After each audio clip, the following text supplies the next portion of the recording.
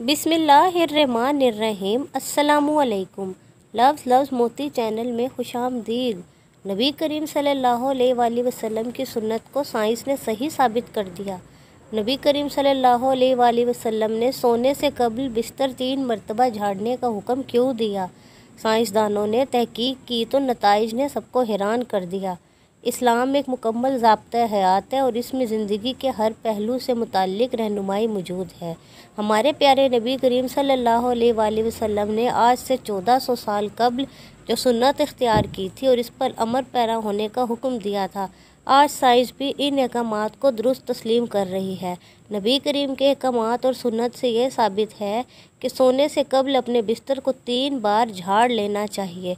बज़ाहिर तो लगता है कि इस हुक्म का मकसद बिस्तर को कीड़े मकोड़ों या दीगर नुकसानदेह चीज़ से साफ़ करना है, लेकिन साइंसी तहकीक में ऐसा होशरुबा इंकशाफ हुआ है कि आप भी दंग रह जाएंगे और बेख्तियार सुबहान अल्लाह क्या उठेंगे कि किस तरह नबी करीम सल्लल्लाहु अलैहि वसल्लम ने 1400 साल पहले ही अपनी उम्मत को बचाव की तदबीर बता दी। साइंस के मुताबिक इंसानी जिस्म में मेटाबॉलिज्म का अमल 24 घंटे जारी रहता है, जिसके बायस हर पल सैकड़ों नए सेल बनते और पुराने टूटते हैं। हैरानकुन बात यह है कि सोने के दौरान जिस्म में टूटने वाले सेल बिस्तर पर ही गिर जाते हैं, जो इंतहाई छोटे होने के सबब नज़र नहीं आते।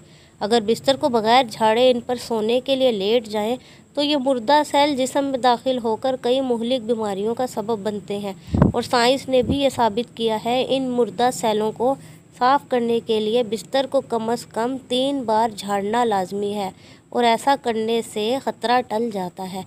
सुभान अल्लाह। मेरे प्यारे नबी की प्यारी प्यारी बातें।